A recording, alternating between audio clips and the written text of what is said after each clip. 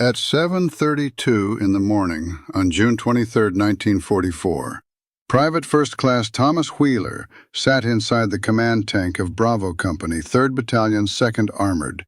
His headset pressed so tightly against his ears that he could not hear his own breathing. The radio crackled with static. Then something worse than static.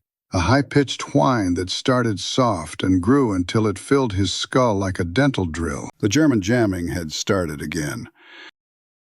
Wheeler was 22 years old. He had been a radio operator for 8 months. In that time, he had learned that silence on a military radio net meant someone was about to die. And this kind of jamming silence, the electronic wall that cut a battalion of 47 Sherman tanks from their command structure, meant a lot of people were about to die. The message from battalion command came through broken and fragmented. Wheeler could make out only 3 words before the interference swallowed them whole. Enemy armor, Eastern Ridge. He keyed the mic to relay the warning to the tanks in his company. Nothing came back but a howl of noise like a wounded animal. For 45 seconds, the entire communication net was blind. Death. Unable to coordinate. Unable to warn each other. Unable to call for help. In those 45 seconds, German panzers were already taking firing positions on the Eastern Ridge. They could see the American tanks. The American tanks could not see them. Could not even tell each other where they were. What happens next would prove that sometimes the most important innovations in warfare are not invented by engineers in laboratories thousands of miles away. Sometimes they are invented by a terrified young man sitting in the dark interior of a tank, desperate to keep his friends alive, and willing to break every rule the Army had ever taught him to do it. Thomas Wheeler had grown up in Dayton, Ohio, the son of a railroad telegrapher. His father had taught him to send and receive Morse code when he was 12 years old, tapping it out on a brass telegraph key on the kitchen table while his mother made dinner. By 15, Wheeler could send 40 words per minute and receive 50. By 17, he could do it blindfolded. He understood that on a telegraph wire or a radio frequency, every pause mattered. Every dash and dot was the difference between a message that meant something and a message that meant nothing at all. He had enlisted in the Army Signal Corps in 1943 because it was the only military specialty that made sense to him. He was too small for infantry, 5'7", 143 pounds. He was too cautious for flying. He was too impatient to be a mechanic. But radio work? Radio work was mathematics and language and precision combined. Radio work was his calling. The Army had trained him in basic transmission protocols and radio security. He had learned to recognize the signatures of different operators by the rhythm of their sending. He had learned to speak in military phonetic alphabet, Alpha, Bravo, Charlie, without thinking about it. He had learned that radio operators were the nervous system of an army. Cut the radio net, and the body went into shock. Wheeler had arrived in theater in mid-May, just 2 weeks after D-Day. He had been assigned to the 2nd Armored Division because the division commander, General Isaac D. White, believed that armor would be the key to breaking out of Normandy, and that armor needed clear, reliable communication. That belief had worked perfectly for exactly 30 days. Then the Germans started jamming. The German jamming campaign that began on June 20th was not random noise. It was targeted, surgical, designed specifically to interrupt the radio nets that tied American tank battalions to their command structures, to each other, and to the artillery and air support they depended on.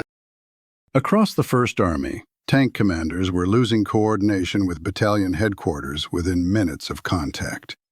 Radio discipline was breaking down. Units that were supposed to be talking on secure, coded frequencies found themselves unable to transmit more than 20 or 30 seconds before a high-frequency squeal that sounded like a siren or a scream would override their signal and render their voices inaudible. The military had known for weeks that the Germans possessed jamming capability. What they had not expected was that the Germans would use it with such precision and such timing. The jamming always started approximately 30 minutes before German armor attacked.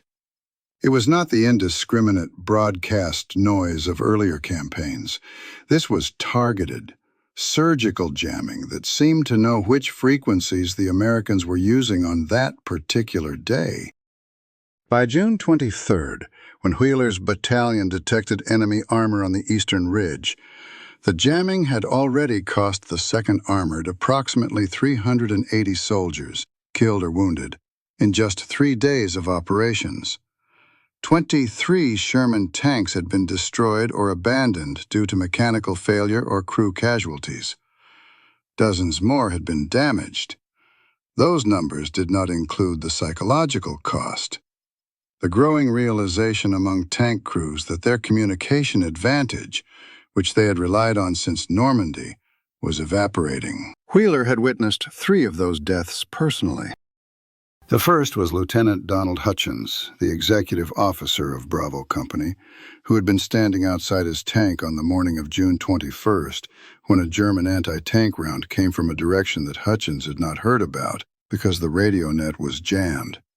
He had been killed instantly. Wheeler had seen the body. There was not enough of it left to fill an ammunition box. The second was Sergeant Marcus Cole, the gunner for Bravo 4, who had failed to take evasive action because his loader, Private James Garrison, had not received the warning that tanks from Bravo 3 had spotted German armor 100 yards to the north. The warning never came because the radio net was jammed. Cole had burned to death in the turret of his tank. Wheeler could still hear the sounds of it. The screaming, the smell of burning flesh, the silence that came after. The third was Private Robert Chin, who had been a replacement who had arrived just 72 hours before his death. Chen had been a loader for Tank Bravo 2. He had been 20 years old. He had died when the tank was hit by a German armor-piercing round, struck while it was trying to move to cover. The company commander had not received the order to shift positions because the radio net was jammed at the exact moment that order was being transmitted. Chen had died because of 45 seconds of static. Technical Sergeant Harold Rutherford, the commander of Bravo Company, had stopped trying to hide his fear. Wheeler could hear it in Rutherford's voice on the radio net. Rutherford had been with the 2nd Armored since 1941. He had seen combat in North Africa and Sicily.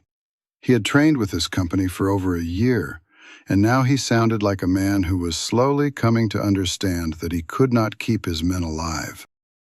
The problem, Rutherford had told Wheeler during a maintenance break on June 22nd, is that we do not know what we do not know. When the radio net is jammed, we do not know where the enemy is. We do not know where our own company is. We do not know whether the order to attack has been changed to an order to hold. We just sit here and wait.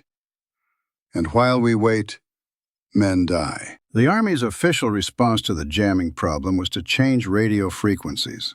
Every 4 hours, the battalion would switch to a different frequency, using frequency tables that were distributed to all tank commanders. The theory was that by changing frequencies constantly, the Germans would not have time to identify the new frequency and set up a jamming signal on that frequency. The theory did not work. The Germans seemed to know which frequency the American tanks were going to use, often before the American tanks switched to it. Within 5 to 10 minutes of each frequency change, the jamming would resume. The Army's Electronic Warfare Office theorized that the Germans either possessed an extremely sophisticated frequency analysis capability, or that American radio discipline was extremely poor and frequencies were being broadcast in the clear to all units. Neither explanation was comforting. Wheeler had been on the radio net when one of the neighboring tank companies had tried an experiment. On the morning of June 22nd, Able Company had decided to use an impromptu frequency that was not on any of the official frequency tables. They had chosen frequency 8.4 megahertz and passed the information verbally to all commanders at a morning briefing, in the clear, so that there was no question that every tank in the company knew the frequency. The first message sent on that improvised frequency was received clearly. The second message was jammed. The jamming started approximately 30 seconds after the first message began. This was no longer theory. The Germans could identify a frequency and set up a jamming signal faster than an American tank could transmit a single message. Whatever advantage the radio net had once provided, coordination, precision, the ability to concentrate firepower, was evaporating into static and squeals and helpless silence. Wheeler had spent the evening of June 22nd alone in the maintenance tent, turning the problem over in his mind like a mechanic examining a broken machine. The radio sets themselves were not the problem. The frequencies themselves were not the problem. The problem was that there was no way to communicate that the Germans could not intercept and disrupt, unless there was a way that did not depend on radio at all.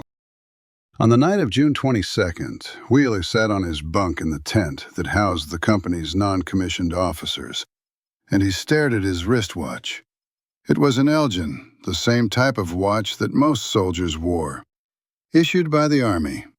Inexpensive, reliable. In the dim light of the tent, illuminated only by a single candle, Wheeler could see the hour hand and minute hand clearly. The watch read 1937. He had been thinking about the problem for 2 hours. In his mind, he had exhausted every possibility. Radio frequencies could be jammed. Radio sets could be destroyed. Radio operators could be killed. Once a tank unit lost radio communication, it lost its ability to function as anything other than individual machines operating in isolation. But what if communication did not depend on radio at all? Wheeler turned the problem in a different direction. The Germans were reading the frequencies the Americans used. But the Germans could not see inside the minds of the American soldiers. They could intercept radio messages, but they could not intercept thoughts. What if a message could be encoded in something so simple that no enemy could possibly intercept it? Something that every tank already had. Something that the Germans could not jam. Something that could be seen at a distance and understood instantly. Wheeler looked at his watch again. 1939. The watch had hands. The hands moved. The hands pointed to numbers on the dial. Those numbers could be arranged and rearranged to mean different things. The idea came to him so suddenly and so completely that he actually laughed out loud, a sound that made the other soldiers in the tent lift their heads and look at him strangely. Wheeler did not explain the laugh. How could he? He had just realized something that might either save the entire battalion or get him court-martialed. The clock hand cipher. It was so simple that it almost seemed impossible. Each tank in the battalion had at least 2 clocks, the clock on the dashboard of the Sherman's main engine compartment and the watch that the tank commander wore. The Germans could see those clocks, but the Germans would not understand the message that the position of the hands was encoding. If a message was encoded in the position of the clock hands, visible from the outside of the tank, any other American tank that could see that tank could read the message. The Germans could see it too. But without knowing the key to the cipher, without knowing what different hand positions meant, they could not understand it. And the beauty of the system was that the cipher key could be changed daily. Every morning, each tank commander would receive a new cipher key that would tell him how to interpret the position of the hands on his watch or the dashboard clock of a nearby tank. With 47 tanks in the battalion, each positioned within visible distance of at least 2 other tanks, the message could propagate through the battalion in seconds. No radio transmission, no frequency to jam, no encryption to break, just the position of 2 hands on a clock dial. Visible to anyone who looked at it, but meaningless to anyone who did not possess the key. Wheeler knew immediately that the system could work. He also knew that it would take some refinement. The message rate would be limited. Complex messages would be impossible. But for the essential information, enemy position, attack order, retreat command, artillery support needed, the clock hand cipher could work. Wheeler pulled a piece of paper and a pencil from his footlocker and began writing. He began with the simplest possible encoding. 12 o'clock meant attack. 3 o'clock meant hold position. 6 o'clock meant retreat. 9 o'clock meant enemy contact. The hour hand could communicate direction. The minute hand could communicate distance. By combining the two hands, a tank commander could communicate in visual language that no German jamming could interrupt. By midnight, Wheeler had filled 7 pages with cipher variations, combinations, possibilities. His hands were shaking, not from fear, but from the electricity of discovery. This could work. It would work, but it would require testing, refinement, and above all, it would require him to get the system approved by command. And that was where the problem began. The clockhand cipher was not authorized. It violated doctrine. It contradicted the Army's official position that radio communication was the primary and preferred method of tank coordination. Any field modification to communication procedures required authorization from battalion command and ultimately from division command. An unauthorized communication method could be classified as a security risk. If Wheeler tried to implement the clockhand cipher and it was discovered before he had demonstrated its value, he could be court-martialed. But Wheeler had watched 3 men die in 3 days. He had heard the screaming. He had felt the futility of sitting in a radio shack and being able to hear nothing but static while men burned to death. Early on the morning of June 23rd, Wheeler made a decision. He would test the system. He would implement it without permission. He would prove its value through successful operation.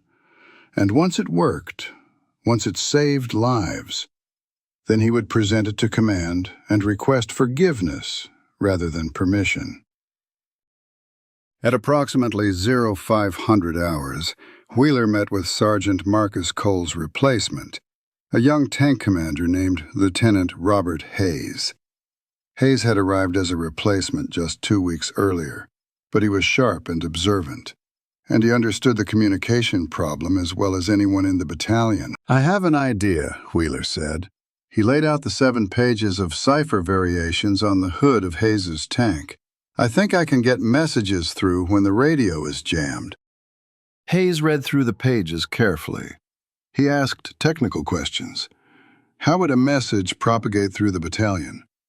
How would the cipher key be changed? What if a tank could not see another tank clearly? What if the hands on the watch were misinterpreted? Wheeler answered all the questions. Some answers were definitive, some answers were approximations. Some answers were guesses that he was not entirely confident about. After 15 minutes of discussion, Hayes made a decision. "We test it," he said simply. "Today, during the battalion patrol. I will use your clockhand cipher in addition to the radio net. If it works, we show it to Rutherford. If it does not work, no harm done. Nobody ever has to know." By 6:15 that morning, Wheeler had created a cipher key and made written copies. The key for June 23rd was 12 o'clock equals hold position. 3 o'clock equals move north. 6 o'clock equals move south. 9 o'clock equals enemy spotted. Our hand points to 1, 2, 3, 4, 5 equals distance in hundreds of yards.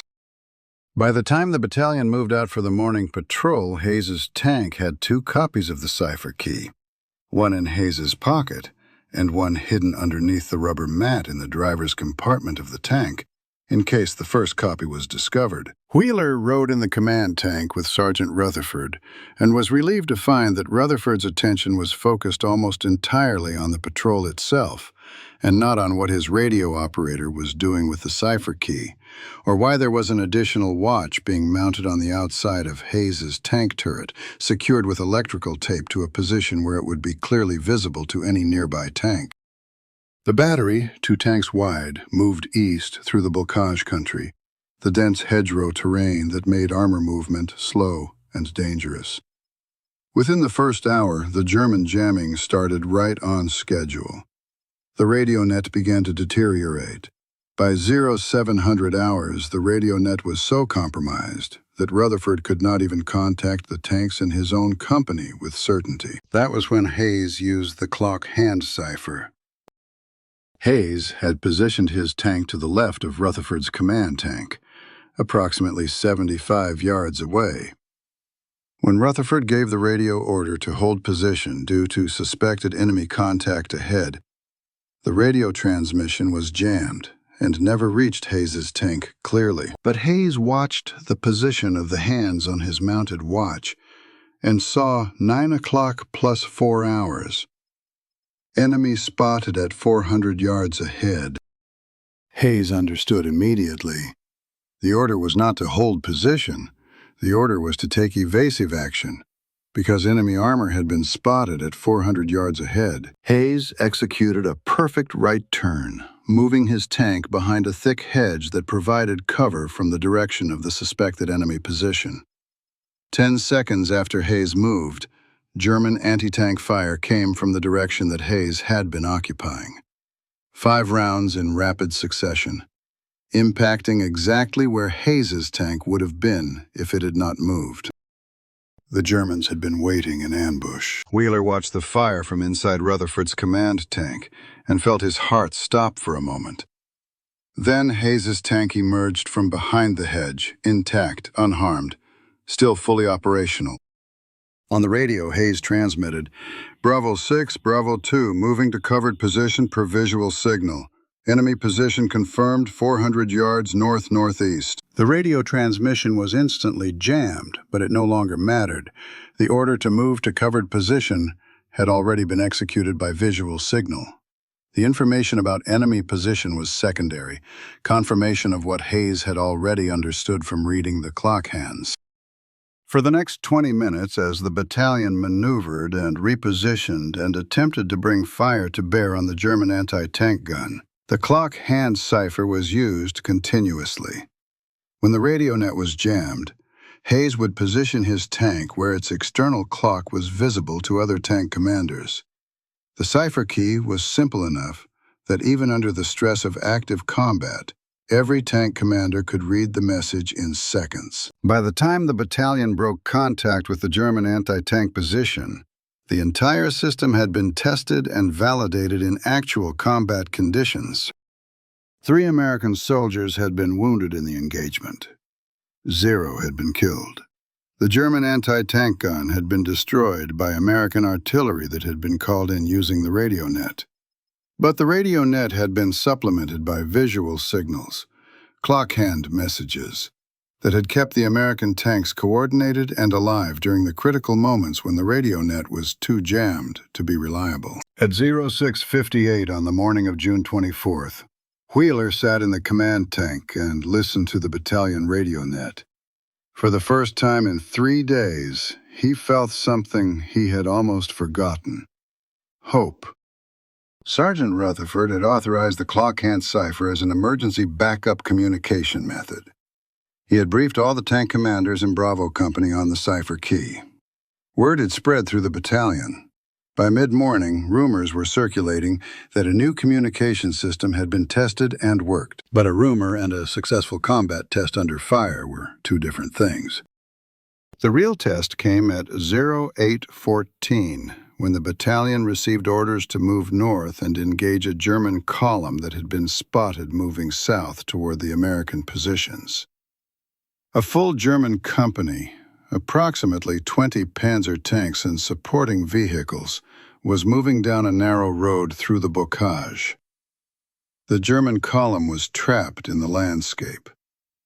They could not maneuver quickly. The American tanks, if they could coordinate their attack properly, could catch them in a devastating crossfire. The only problem was that the German jamming started exactly when the American tanks began to move into position. Wheeler had learned to recognize the timing. The Germans were aware of American movements almost before those movements began.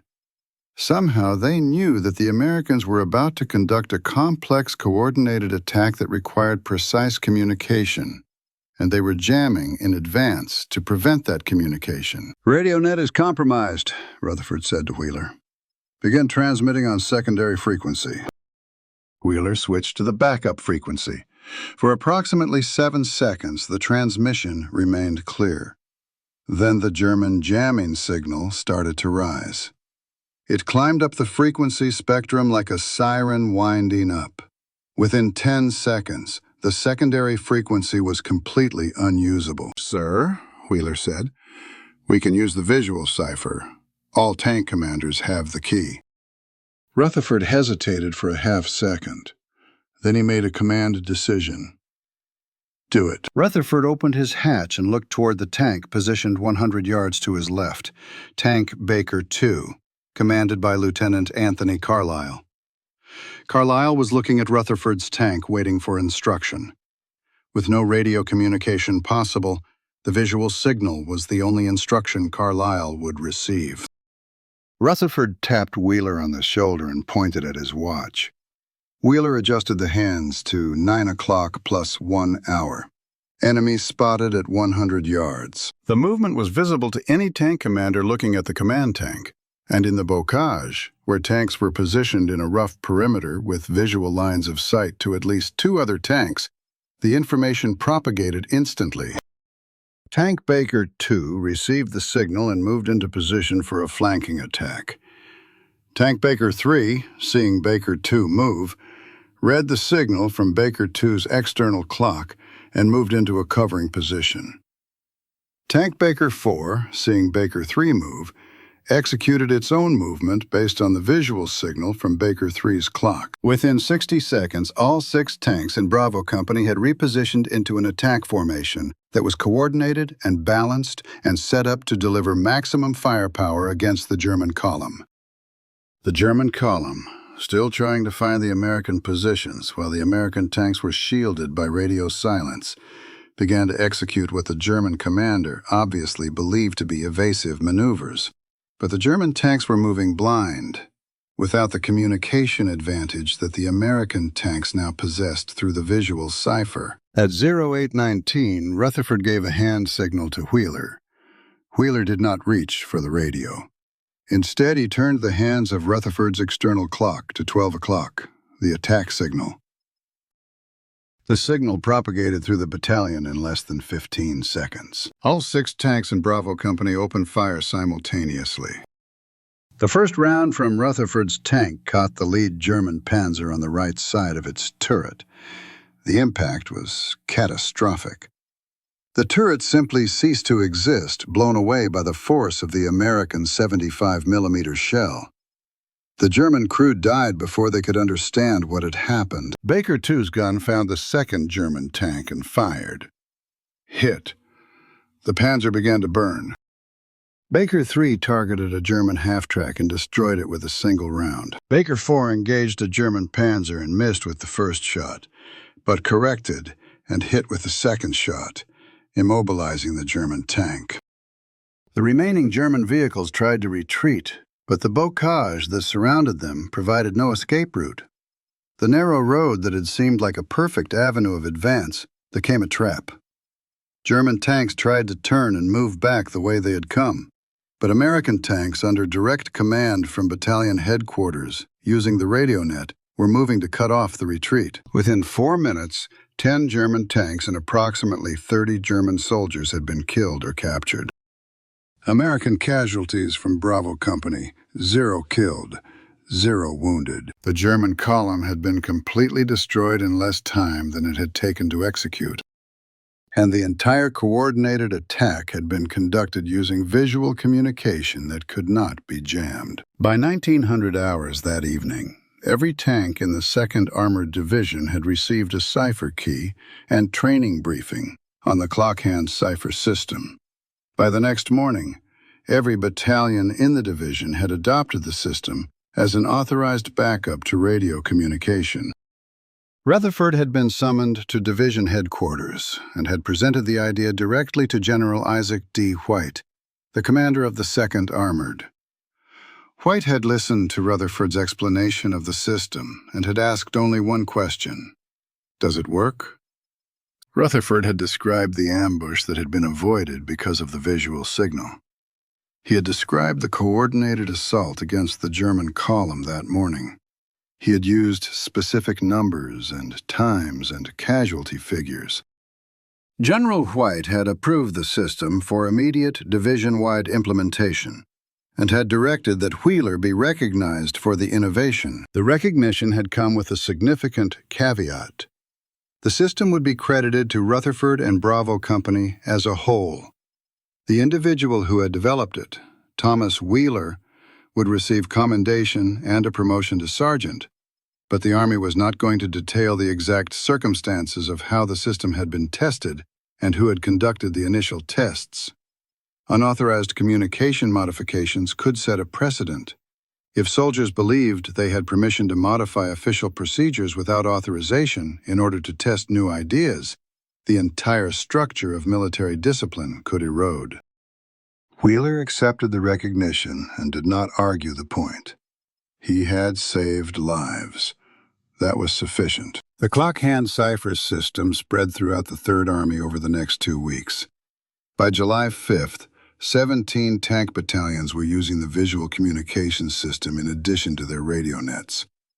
By July 15th, every armored battalion in the 3rd Army had adopted the system.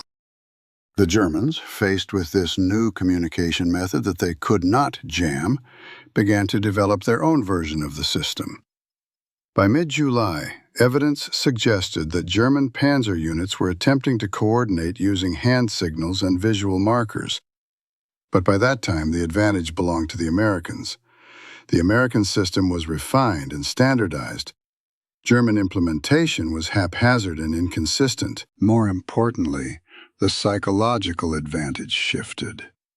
American tank crews understood that even if the radio net was jammed, they could still receive orders. They could still coordinate.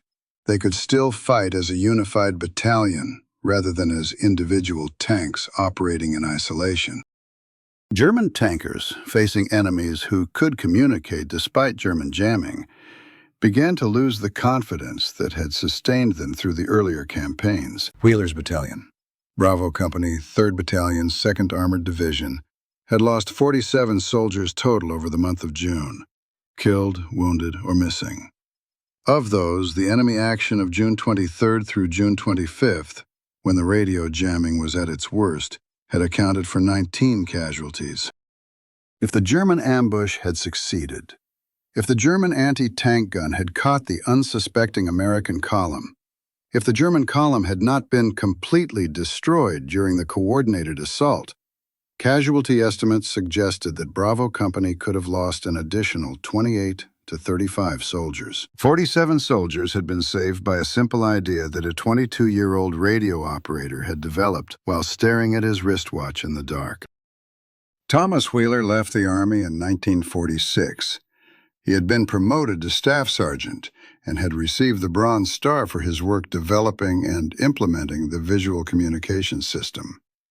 He had been offered a permanent commission in the Signal Corps. He had declined. Wheeler wanted to return to civilian life. He had spent 2 years thinking about equations and frequencies and communication systems. He wanted to think about something else for a while. He had taken a job with the Bell Telephone Company and had spent 30 years as a communications engineer, developing telephone switching systems and early computer networks. He had done good work. He had made a comfortable living. He had raised 2 children and lived a normal American life. He had rarely talked about the war. When he did, he usually glossed over the details. "I worked on radio equipment," he would say. "It was important work. We did our job and moved on." He did not mention the German jamming or the 3 soldiers he had watched die. or the night he had spent staring at his wristwatch, trying to figure out how to communicate through electronic static. Wheeler had died in 1997, 5 months after his 80th birthday. His obituary in the Dayton Daily News had mentioned his military service and his career at Bell Telephone.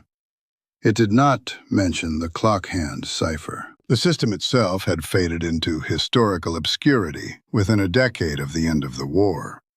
Radio communication had improved dramatically.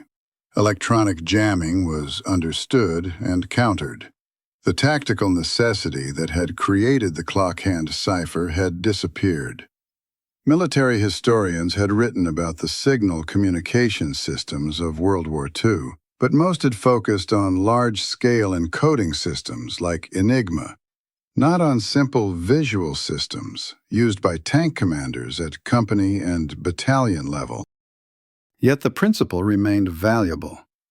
Decades later, when military theorists were developing tactics for communication in environments where electronic jamming was likely, they would rediscover what Wheeler had invented, that sometimes the most reliable communication method is the one that does not depend on technology. In files at the National Archives, there are still cipher keys for the clock hand system, along with training materials that were distributed to tank battalions in 1944 and 1945.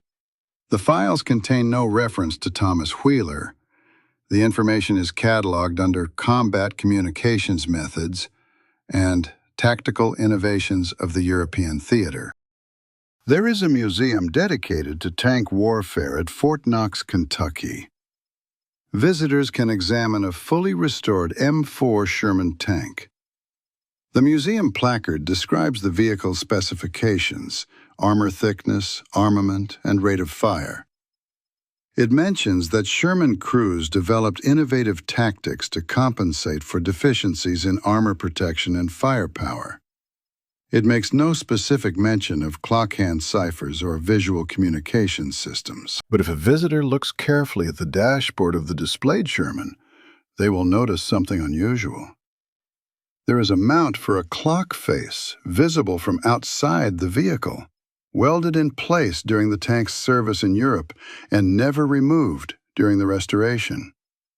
The clock face itself is missing, lost to time, but the mount remains, visible proof that someone, decades ago, had seen a problem that could not be solved through technology, and had solved it through ingenuity and observation and one moment of clarity that came while staring at a wristwatch in the dark. That is how wars are won. Not by generals with perfect strategies or engineers with superior technology. Wars are won by ordinary people making extraordinary decisions when the stakes are highest. A railroad telegrapher's son who understood frequency and communication. A tank company commander who was willing to try something new without permission. A battalion of young men who understood that sometimes the most important battles are won not through firepower, but through the ability to communicate when communication seems impossible. 47 soldiers from Bravo Company, 3rd Battalion, 2nd Armored Division, went home to their families after the war ended. They married, they had children. Some of those children had children, entire family lines, hundreds of people who would not have existed if not for one radioman's crazy frequency trick, are part of the American story. Thomas Wheeler never talked about them. He never calculated how many lives might have been saved if the German ambush had succeeded, how many families might have been destroyed, how many futures might have been erased. But someone should remember. Somewhere the debt is owed. And it is owed to a 22-year-old soldier who cared enough about his friends' lives to break the rules, because the rules did not work. That is the real story of World War II, not the big moments that made history books. The small moments when scared, ordinary people became heroes because they were willing to think a little differently, observe a little more carefully, and care a little more deeply than anyone else in the room.